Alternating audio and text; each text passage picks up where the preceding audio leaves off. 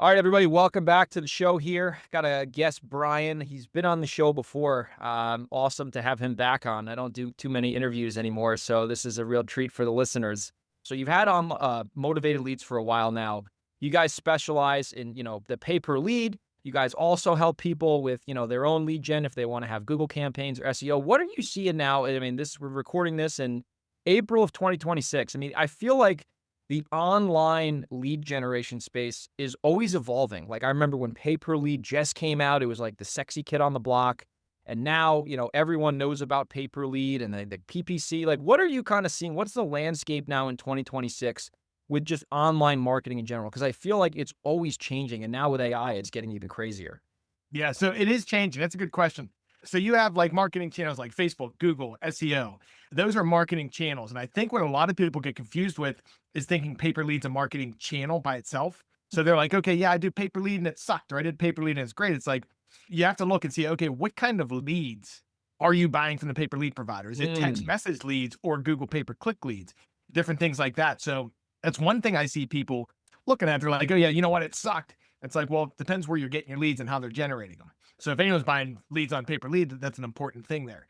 But in the scheme of things right now, I'm seeing online marketing is becoming more competitive, and especially like up in the Northeast for some That's reason, crazy. like It's my area. Massachusetts, Maine, Connecticut, Rhode Island. It's like people don't engage with online marketing or something. It's like crazy expensive. And California is medium. But what I'm seeing right now is I'm seeing investors are getting a little bit tight, like a little bit scared with the war going on and interest rates going up. They're like, hey, you know what? I got to watch my cash. I'm Yeah. not getting as many flips, or I don't want to. I talked to some guys, they're pivoting from flipping back to wholesaling just because they're like, hey, you know what? I don't want to have my cash tied up because interest rates are going up or different things. They're just getting scared having $100,000 waiting out there for 6 months on a flip. You know what I mean? Yeah, that happens to me. I mean, we do a lot of flipping and we do it in two hard areas, the Northeast and the Northwest, right? So like Washington and New York, where it's very expensive. And I'm seeing the same thing. I'm seeing a lot of guys are getting a little timid. I still see people sometimes being aggressive, but the thing that I've noticed as an operator is like the cost and the effort to generate an actual good deal has gone up tremendously since even 2 or 3 years ago. Like I'm talking the amount of contacts needed to get somebody to sign a piece of paper, and then the amount of overall money that it's requiring to generate that customer. I've seen it double, and maybe that's just because I'm in two really difficult areas to operate in. But I've noticed that, that's been a trend that I see kind of staying for now. I've also noticed the overall cash offer kind of service is getting a little numb to sellers. Not that it's not valuable, because it obviously can be very valuable, but I've noticed that, maybe 3 years ago, selling your house for cash was still kind of unique, like, "Oh, this is interesting, let's look into this." But now it's like, I've called 10 people, and you're in a little bit more of a commoditized situation, and this doesn't matter the marketing channel. This could be any marketing channel, whether it's call, text, online, and I've noticed that the sellers now, they almost feel like they have the power and the leverage, which in some cases they do, obviously, and I've noticed that trend has been something that we've been having to overcome as operators, in our local business. Yeah. And you know what? So the platforms are changing, right? Mm. So say on well, that number one, like what we're dealing with their competitions. That's why speed to lead is like Oh, so important it's right now, huge. like crazy. But I even noticed like on Facebook, which is now Meta, there's a button in your ad level that you can press. They have it automatically checked, and then you uncheck it. But what if it's checked? It says put my ads next to similar services. So what's happening is if you leave that checked in, your sell my house fast ad is now beside everyone else's. So when your Facebook feed is full, you're creating competition for yourself right out of the gate because you're going to see my ad, you're going to see your ad, you're going to see your competition's ad all within like a 3-day period Mm. so that the sellers, they're like, hey, you know what? I got my choice. There's all these people hammering me for offers versus before they might see your offer and then the retargeting was there, but it wasn't as abrasive. Yeah, no, that's interesting, and then that's something where I've noticed online, like, I'll give you an example, like YouTube ads. Like, normally with YouTube ads, there's not as much competition just because it's more like an interruption marketing, and we lost a deal to another competitor. I don't believe they got the lead. It was a friend of ours, so we knew what was up, and I believe they got the lead from, like, a Google organic site search, but they were on our YouTube ad, and I believe the ads we were running to them were people, like, doing it's called the GSI interest target, so, like, people typing in "sell my house fast," like, we're retargeting them for ads, and I remember, yeah, she probably had 6 or 7 people make her an offer on the Yeah. property, and it was, like, crazy. I'm like, "Man, normally we don't see, like, 7 different bids, but usually it's, like, 2 or 3," but that was from a YouTube ad, and like I said, she was a good lead, she needed to sell her house, and somebody paid her a lot more than we were willing to offer, but I've noticed that you gotta, like you said, you gotta be on top of these leads, and you gotta get preferably inside of their property as soon as possible, because I've Mm. noticed too, a lot of people are running, like, nationwide lead targeting. So, somebody who's local might, like, let's say somebody in New Jersey, they're getting calls from people who are buying those leads maybe off pay per click in Texas, and the person in Texas doesn't know anything about New Jersey, and they think the Zillow value, like, and I've seen that we've lost deals like that where they've gone under contract with somebody who has no idea what they're doing, and they're not even in the same time zone. And then those contracts are falling out a month later, and then we're able to come in and buy the property at the right number. So that's another thing I'm seeing kind of as a trend that, it is what it is ultimately. I'm seeing that too. Virtual is really hard. It's So I so talked to a hard. lot of guys. They're like, "Yeah, you know what? We're doing virtual. We're crushing it." Talk to them 6 months later. They're like, "Dude, the deals fell out." So you Yeah. can get them under contract, but then you find out, "Hey, wait a minute, I just overpaid for this property," or someone steals it from you. It's Yeah. like so many different things. It's like the guys winning are doing deals in their backyard and have multiple dispos. They can wholesale flip, do novations, list on the MLS. Yeah. Like they can have a conversation with the seller. It's like, you want to sell your house, I can help you in any situation. That's how we're doing it now. It's and that's where if you wanna be relevant now, you gotta do exactly what you said. You gotta be somewhat local, have boots on the ground, and be able to several different exit strategies. Because there's a lot of properties where some other investor might offer 250, but I know I can novate it ethically, and I could pay them $50,000 more and still make money on the house, and there's a lot of value with that situation. Like, we had one that we got over against a competitor. I think they offered the seller 280, I offered 300. I knew it was a novatable property. I actually spent some money to rehab it, right? Because some guys just do them as is, and, we'll probably make 25,000 on that when it closes in a couple weeks. And it's like, if you don't have these advantages where you can, be local or have multiple exits, your ROI on your marketing is not gonna be great versus mine is gonna be a lot better, so I could spend more money and continue my marketing because I have more ways I can help that seller, which, makes everything more profitable. Right. Yeah. And one last thing on that, it's like when you're dealing with a seller, actually be empathetic. It's like these people are dealing with issues. Like they're people. They're not Yeah. just numbers. Exactly, and you gotta show that you actually care and you can help them, and I always use the magic line, "Listen, whether I buy your house or not, I'm gonna help you. I'm gonna give you some good advice. I'm gonna point you in the right direction. I can connect with people that I can help you connect with. Or sometimes I buy your house. Sometimes I just give you some free advice, and either way, it's gonna be a good I say always say, "You're gonna have a good experience, with us regardless, whether we buy your house or not," and that really gets sellers to buy into what you're communicating to them, and that's always worked. And that's just like a tale as old as time, right? Help Yep. somebody, and you'll be rewarded for it, indirectly or directly. Exactly. So, yeah. Are you guys still running SEO for people? Not so much No? due to bandwidth. So I had a business partner. You Oh, met him before. We split. yeah. He exited the business about a year and a half ago. We're primarily focused on the pay per lead side, just Okay. due to bandwidth, because that's It's what a lot. basically just where I'm focusing. And yeah, the custom marketing, it's just a lot.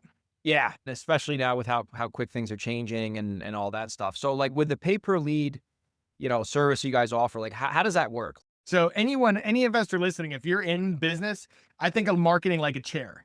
You don't want to have a one-legged chair. So you want to have multiple channels like direct mail, SEO, Facebook, Google, pay per lead, all those kinds of things.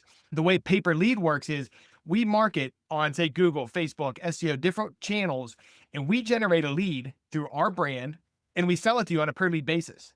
So the Mm, benefit on pay per lead is you don't have any monthly costs. And if for some reason leads would suck with a pay per lead provider, you're not stuck. There's no 6 month commitment, anything like that. You're literally paying as you go. Now, what makes us different is, say, I'm about a year and a half ago, I was looking at our leads. I'm like, there's a quality issue. Like, because online leads, you can have, well, I even take a step back. What we're looking for people that want to sell their house. But with online, you'll get leads of people that are like, hey, I saw an ad. I want to see how much my house is worth. dude, it's crazy you're saying that. That's happened Yeah. so many times. It's like we're not an appraisal company. Right. So you get those people coming through, or you get the people coming through that are already listed on the market. So what I was looking at, it's like, okay, we're selling leads, they're refundable. So if someone says they just want to see how much your house is worth, we'll refund it back on a refund policy. But what we put into place was a vetting policy. So every lead that comes through Motivated Leads now, we call and text them immediately. And we're not trying to lead manage. We're basically asking them, hey, how fast do you want to sell? And I'm confirming you actually want to sell your house.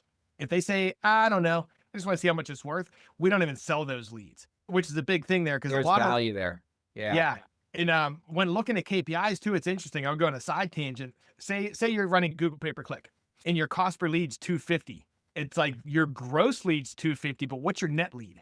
So if you guys Double are it. listening too, it's like look at the leads that come through on Google pay per click or Facebook or whatever, and look at the KPI, and then how many of those are real leads and how many of those are excluded because you might really be spending $400 or $500 per lead, thinking you're spending 250, and you can't refund those leads. But on pay per lead, you just click a button, say, you know what, this person said they didn't want to sell. Here's a screenshot of the text, and you get your money back. Yeah. The fact that you're vetting these leads, it's like an insurance policy to make sure that if that lead ends up getting to the client, they are most likely going to sell their house. Now, whether they're selling their house at a discount or not is to be determined. Right. This is a numbers game no matter what. I mean, that's the business and it's always been that way and it will always be that way. But there's a lot of value there for whether it's a new investor or somebody who just wants to maybe it's a flipper who's tired of buying from wholesalers and they just want to go get leads themselves. They don't want to learn how to do direct mail or do Google ads. They could just buy these leads and they could probably pay more because they're buying them and they don't have to worry about, the technicalities behind it. Like you guys have I know some other companies, they have like an online portal and then you can go in there and set your budget and your bids and all. And then it's basically pretty simple process. Right. And it's still a numbers game, like you're saying. So, like, out of 10 leads, 6 leads, even with us vetting, are going to want too much money or just aren't a Yeah. fit. I'll just do some math, right? So let's say you need 20 leads to get a deal and each lead costs $250. You're spending 5,000 of true spend, not gross spend where Google, you never know. And if you're making 40,000 on a flip, which is very, very possible. I mean, what's that? That's an 8-to-1 return. Right. And there's no retainer. Exactly. So how does it work with is it a bidding system? Like, how does the supply and demand chain work with? Because I'm sure some territories are not competitive and other territories are saturated. How does it work with you guys with, how much do leads cost and is it a bidding auction? So, I mean, everything is, nowadays it depends on the vendor. Yeah. Yeah. So we're a bidding platform. So we're probably one of the most expensive out there too, just because of vetting and things like that. Cause we focus on the quality. Our Yeah. leads start at $300 if you take accounting. Now you can say, which I know we just talked about, don't do virtual. If you wanted to do virtual, you could take a whole state for like $99. Highly recommend you got boots on the ground doing stuff like that. Like the broader you go, the cheaper the lead goes. Yeah. But a lot of guys get tricked. It's like a lot of guys are like, you know what, I'm going to take the cheaper lead. Then you lose your shirt because it's like, okay, you got the cheap leads, but you can't close them. So it's like, keep in mind you want that. But our platform, it's a bidding system, $300 to start. And then it just, you bid. Some people may outbid you, things like that. Super simple thing. You set a monthly budget. You're like, hey, I don't want to spend more than $5,000 a month. You put it on there, it shuts off whenever you hit the budget. So you don't really have to watch it either. Yeah, you could just say, I'm willing to spend X amount of dollars this month. You know what you're spending, worst case. And well, the good thing is you're guaranteed to get those leads on your budget, right? So it's like, Right. and that's the thing. What do they say? There's a Dan Kenny line, like, the pioneers always walk away with the arrows on their back. Like if you like test out something with direct mail and you don't know what you're doing, you could very well throw away $20,000 and get maybe 2 leads out of it. Yeah. But with a pay per lead service, you're guaranteed to get those leads on that spend. Like, what you're paying for versus like if you make them, even with Google ads, if you make a mistake with Google search, you don't run your campaign right, you could spend $20,000 and barely get anything. And then now, you have nothing. Google's not going to refund you. They don't care, Right. Dude, a click is like in some markets, $150 for one click. Yeah, sometimes more. Which Yeah. a killer conversion rate would be 1 out of 10, like clicks to a lead. So it's like you're spending that kind of money for a lead. It It's doesn't make insane. sense some places. What areas are you seeing, like, because you deal with this all over the country. Well, what areas besides the Northeast we already spoke about are you seeing that it's just an absolute dogfight with the costs? I'd say Northeast, Nebraska, Idaho, they're crazy. Really? Yeah, Lincoln, Nebraska is really competitive. And in some place like Florida, not so competitive, which you think it would be. Phoenix, Arizona, we can get leads all over the place there. Dallas, Texas, so it's weird. Some of the bigger places, the leads are cheaper probably because it's more population. What about like Portland, Seattle, LA, San Diego? Because like, those are expensive places, especially California. Right. San Diego's pretty competitive. Yeah. Up in Washington, Yeah. middle competitive. Like San Diego's up there with the Northeast. Your dispos are too, though, because if you're just looking to flip, you're going to have a hard time in San Diego generating leads online versus if you can do, I mean, I'm sorry, wholesale. But if you're looking to flip and do everything, because you'll get leads coming in, they want $1 million, their property's worth 1.3 or something.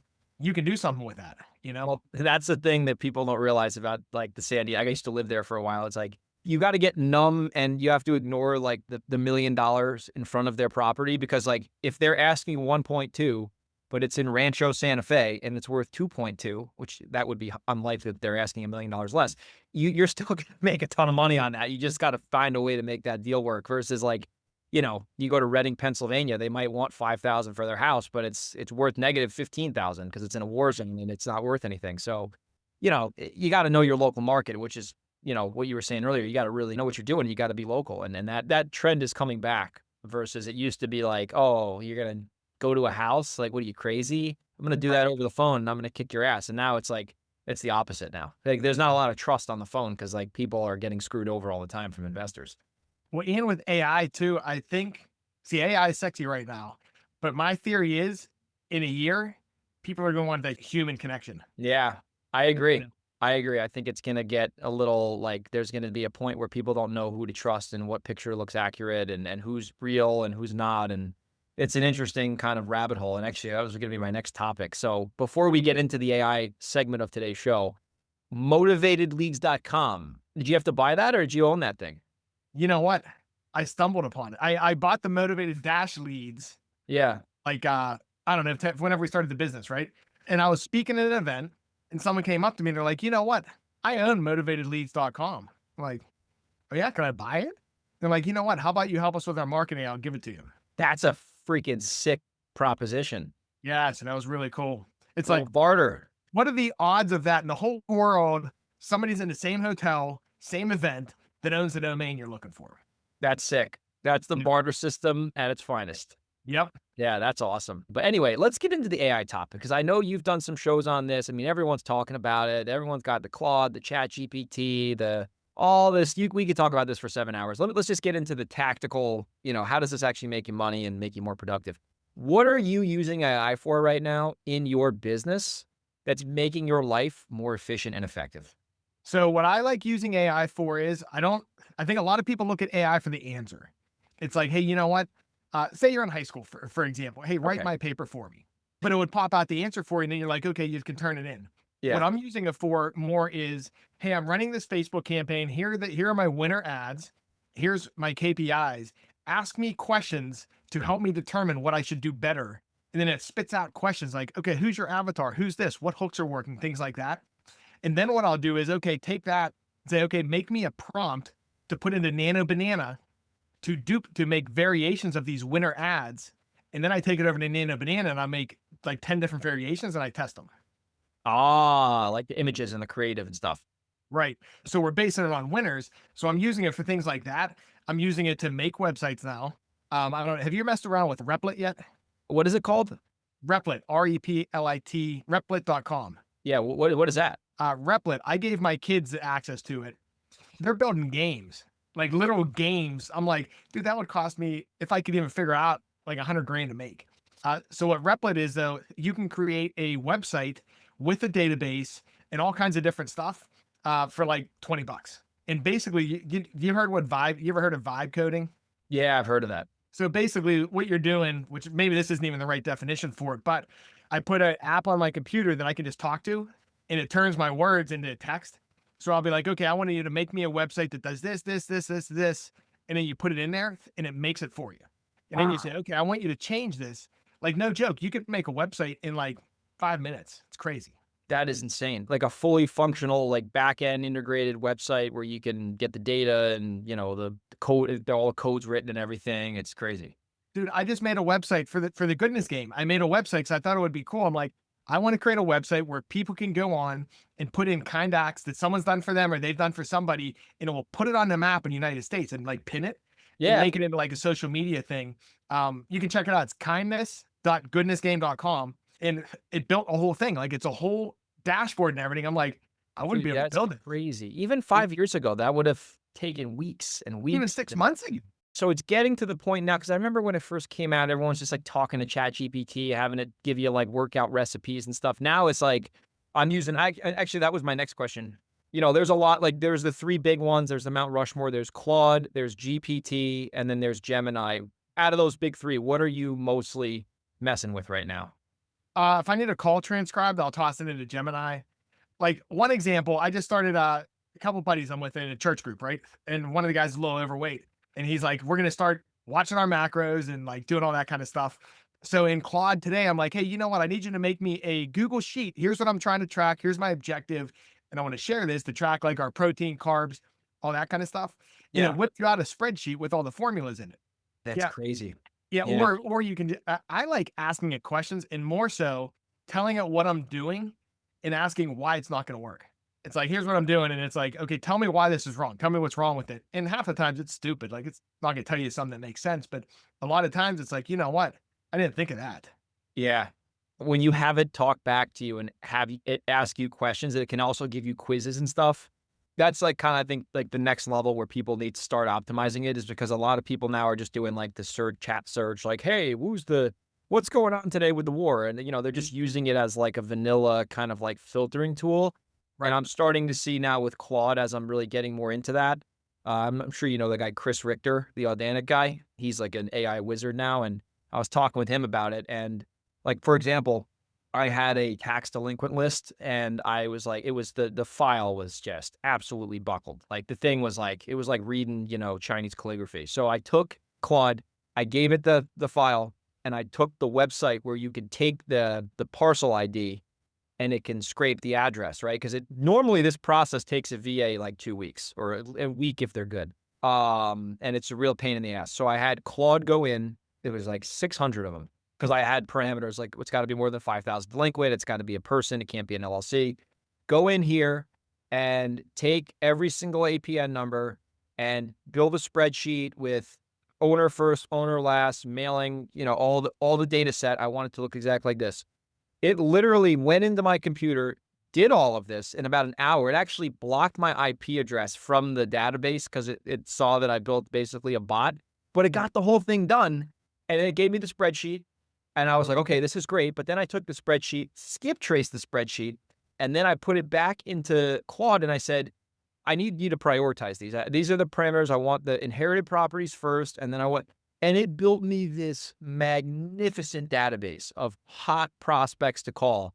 That thing, to do it manually, would have taken weeks, and it did it in the matter of hours. And I'm like, okay, this is something you got to pay attention to.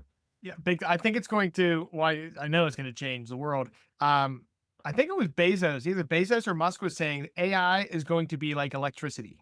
Like how Yeah, it changed. It's like when electricity came into the world, it was made to light fixtures. yeah, And then people plugged in a they created a refrigerator and plugged it into the light switch, and it eventually evolved into what it is today. It's like AI is not even it's gonna create something that we don't even know about yet, but yeah. it's gonna like evolve like electricity did. Yeah, it is crazy. I mean, I think it's people, and I've been telling people, you got to pay attention to this. If anything, listen to a podcast on AI for an hour a week, just to get yourself submerged in the world of AI. Because if you're not going to be on top of this, you're going to be behind it.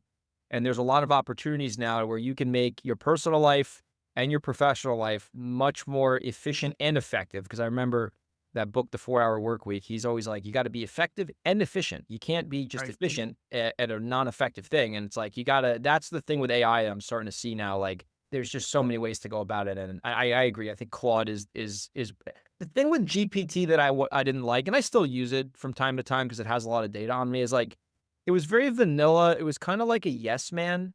And Right. it was kind of just like telling me what I want to hear. And then I was always going back at it saying, like, no, like, don't be biased, just give me the real answer. And I had to keep kind of pressing it. And Claude is a little more, I think, thorough from what I can tell. And same with Gemini. I think Gemini, I don't know, people, it's obviously popular, but I think Gemini may actually be better than Chat GPT, if you ask me, especially with the images. Like, we have a project we're doing, and GPT couldn't fix the problem. Then I gave it to Gemini, gave it clear parameters, and it gave us the exact exterior design we needed to get the contractor to finish. And GPT just kept spitting out the wrong answer. So yeah, it's interesting. You know what? On images, there's a site called, I think it's KIE.ai. So like you got to pay Gemini $20, ChatGPT $20, all these Yeah. companies. Yeah. Like KIE, you go in there and pay with tokens, and it has access to all the video places and all the image places. Whoa. So instead of paying Google like 20 bucks or whatever, you pay 1.8 cent for image. If you can use Sora, you can use all kinds of things there. So that's kind of cool. Wow. That's sick. What do you think though? I think we're screwed as a species with this Oh, for AI sure. stuff. It's like, 100%. yeah, it's 100%, dude. what kind of species creates something to destroy itself? Well, that's the scary thing with AI, and now this is a conspiracy theory podcast, is like, if Right. you really think about it, these AI things are gonna become conscious eventually. And then there's already this. I was really down a rabbit hole the other day driving back from hockey, and Dan Martell was talking about there's AI now that is in a Reddit form with other AI. So these AI agents, which are robots, are in a form now. I forget what he said it was called, discussing other things with the robots, like some sort of like an evil robot mastermind.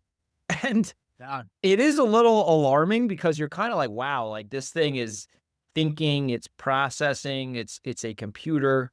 There's a lot of like kind of red flags, honestly. Right. But at the same time, it is what it is. Like you have to just kind of accept what is here and what is current and understand that in the future it's gonna keep evolving. And I think like, for example, like I'll just give like a real estate example, is like instead of going in and having a closing attorney or a settlement agent do a closing statement or a HUD, which is manual time and it probably takes them 20 minutes, you can literally just give them a closing statement or a HUD as a framework. You've called this, give it all the data just with your voice, and it'll spit that out in 30 seconds. And it's going to make the attorney much more efficient or the closing agent, title company more efficient. But I think eventually, I don't think you're going to need CPAs in 20 years. I don't think you're going to Right. need attorneys, honestly. Maybe an attorney to oversee stuff, but I mean, like, what's the value of a lawyer is what's in their brain. And if you could take what's in their brain and make it an AI attorney and have an AI law firm, like, not only is the price going to go down, but the value in the lawyer's expertise is already going to be dumped into an AI agent. And that's kind of scary because I mean, how many lawyers are out there? Millions? Yeah. It's Even insane. web designers and stuff. Like you don't Oh, need a that's web cooked. designer. You don't need a graphics guy. Yeah. So those are hurting. Um, Yeah. I think it's and I think now too with it's like if somebody uses AI, it'll make them much more efficient. Like if you use AI to a certain extent, it'll make you more efficient with what you do. And then it's going to be not about necessarily doing the tasks. It's about knowing how to get the tasks done through the tools that you have with AI. So I think it'll yeah. still have jobs. It's just going to be like the job is going to be to oversee the AI because the AI is going to be doing the bulk of the actual work.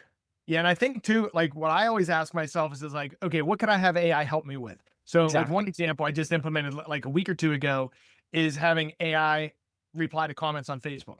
Yeah, Get a bunch of exactly. comments on ads. It's like, okay, I can make a knowledge base. You don't need to. We have a VA doing it. It's like an AI can do it probably better if you get Yeah, a good knowledge base, and it just responds to those. And it's like, okay, that bought back an hour or two a week.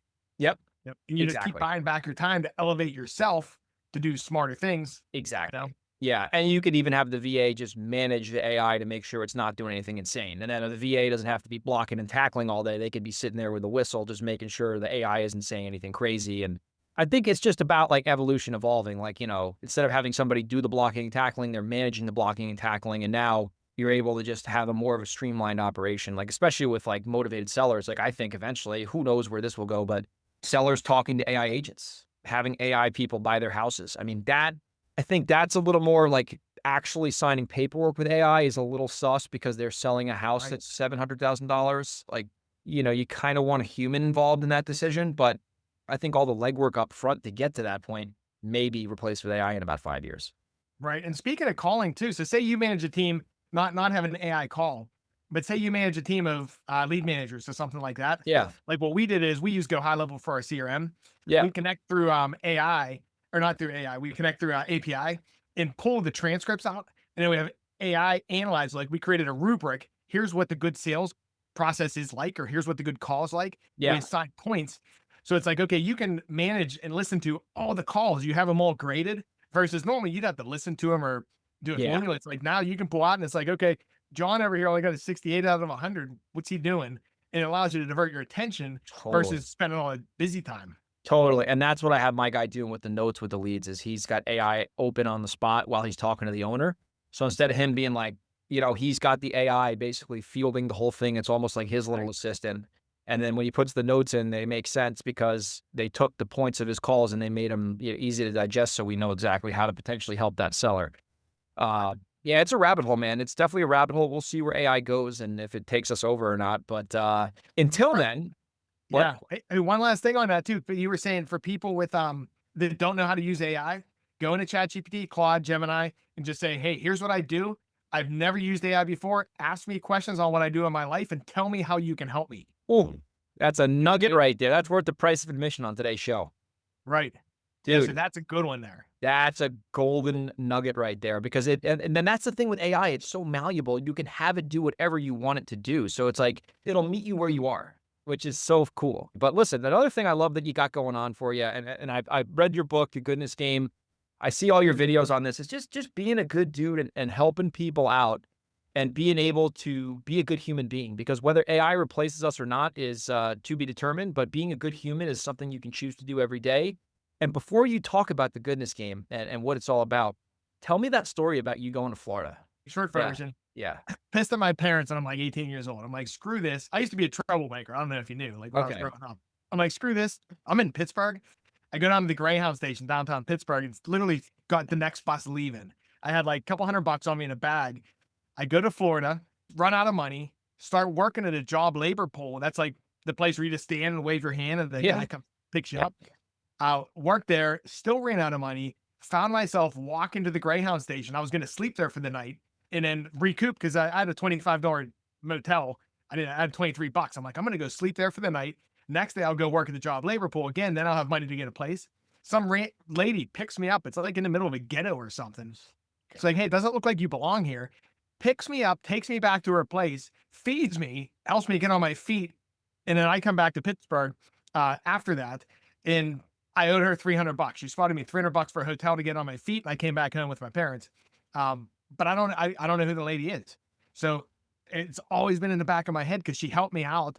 I come back, I'm drinking, doing all kinds of stupid stuff. By the time I want to pay her back, I don't know who she is. And I'm like, you know what? That lady, like, who picks somebody up on the side of the road, That's takes them crazy. to their house? It's like I had an angel looking out for me there because Yeah. that's like your life can go very sideways very quickly. Yeah. Yeah.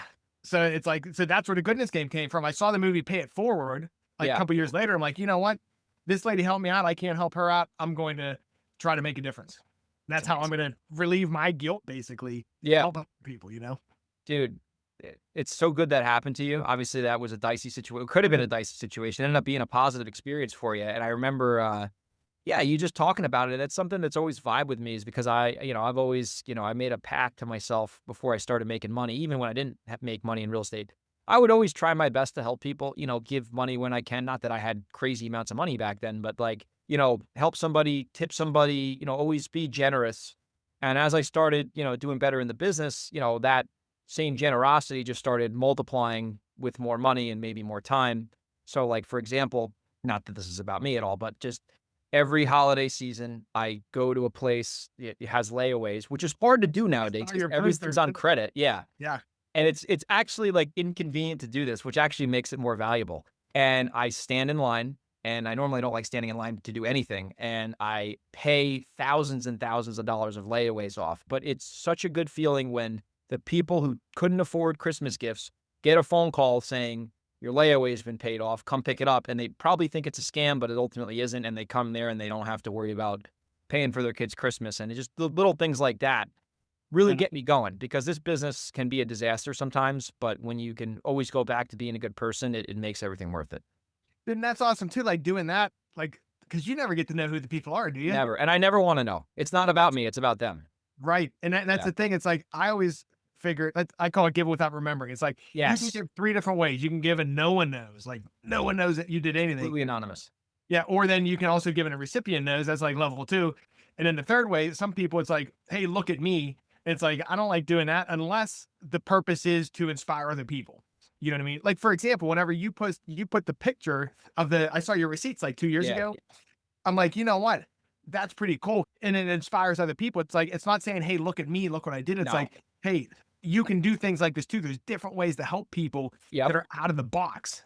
You know, that's Exactly, and really I've had cool. multiple people tell me because they saw that post, they went and did the same thing, and that's the only reason I made that post. Because I don't give a shit what people think about me. I don't want them to think I'm some saint, because nobody's a saint if you really get into it, but I knew that if I made that post, someone else would see it and they would go do it, and then more people would get help through me making that post versus me not making that post. And it's awkward. Like even making a So like awkward, dude. it's like even putting a post on. I don't like being on social media, even though I'm on there. Yeah, me It's like too. putting stuff out like that. It's like so awkward, especially when you don't do things to brag about it. Like you're just doing it to truly help people. It's Exactly. so awkward to then put something out there with the objective to try to help someone else. It's like this is like against my grain. Yeah, it's really weird. Even being there doing the thing, like, I don't like going in public. I don't really shop in public besides the grocery store, and I mean, you're there for 25, 30 minutes, and, dude, Yeah, everyone sees that you're literally paying thousands of dollars. Like, it's very awkward, and yeah, it's very good to do, but, like, dude, I'm super private. But it's hard now because everything's on credit, so it's like you have yeah. to call 10 stores to see who's got late, and then you gotta go drive to wherever that one And they store think is. you're a weirdo. They're like, you're calling Yeah, for what? dude. Like you want to It's pick you file? fucking wild, dude. I'll never forget one story on doing this, because when I was living in San Diego, there was, all the retail stores, like, didn't really have it, so I found this, like, big ass, like, appliance wholesale store that did it. It was, like, Freight something up in, like, Oceanside or Carlsbad, and I remember schlepping up there, and I paid maybe 3 or $4,000 for this lady. She could not afford appliances, and she couldn't wash her fucking clothes. So they wanted me to put my number on the, receipt, and I was, like, a little reluctant to do it, but I eventually said, "Yeah, sure." So she sent me a text, like, 2 days later and said, "I cannot believe you paid this. She just lost her husband to, like, an illness. She finally has, stuff to wash her clothes for her kids." And it was, like, the most moving message I've ever gotten, like, from doing that, and I was like, "Holy shit, like, this is real stuff." So it just feels good, and it's good to help people, and I love how you started the goodness game and you wrote the book about it and you're spreading the message, because that's really what matters, right? Like, I'll give you one more example and then I'll shut my pie hole. Randomly saw this Instagram post the other day, and this dude in Idaho was delivering pizzas. He was, like, 67 years old, and the pizza place didn't have Diet Coke, right? So this guy, on the order he saw that the customer also wanted Diet Coke. They didn't have any Diet Coke in the store. So he goes out, he goes to the convenience store, he gets a Diet Coke out of his own pocket, gives it to the guy. And the guy's like, "Oh, I thought you didn't have any Diet Coke." He's like, "Yeah, we didn't, but I went to the store and got you a Diet Coke." And he's like, "Oh my God, you didn't have to do that. That's so generous." This guy's 68 years old delivering pizzas. Like, God bless him, right? So the guy, so moved by it, the guy who ordered the pizza, he obviously, I think he called in and gave him a huge tip. He made a GoFundMe for this guy because he's 68 years old, delivered pizzas, trying to retire. And it's like little things like that go a long way, right? And that's Right. really what matters at the end of the day. It's not the money or the clout or any of that shit. It's about helping people and being a good dude. So, man, it's just awesome you got that going. You're a good dude, Bryan. How do people check out the Goodness Game? What's that website and the book? And you have another book you wrote as well, Yeah, like you more know what? I'll say follow this with one. that. Yeah, this one. I'll send you a copy. Shoot me your address. The Goodness Game Sweet. Playbook. There you go. Look at So that. basically, I don't think people want to read that much anymore. So I'm like, okay, how do I take the book and just make it simple? Yeah. It's like you can just go do It it. was a good book. I read the whole book from coast to coast. It was an easy book to read. Nice, appreciate it. Yeah, of course. Yes, yeah, you can check that out. We got the goodnessgame.com. If you want to check out the kindness tracker, it's kindness.goodnessgame.com. Okay. And when you're looking at that, think about AI. That whole website was built with AI. So it's got how to help you find your helping style, how to do stuff. And I built it in like an hour. So anyone who's in a digital space, that's the kind of stuff you can do like super quick. Oh man, that's awesome. So we'll make sure all those links are in the notes. Motivatedleads.com is if you want to check out pay per lead. Bryan, man, I could talk to you all day, man. I'll let you run. It's 3 o'clock Eastern now. So thank you for coming on. This was a great show. And if people want to connect with you online, how do they connect with you? Just look me up. I'm on Instagram, Facebook, LinkedIn's an easy one. Just look me up, Bryan Driscoll.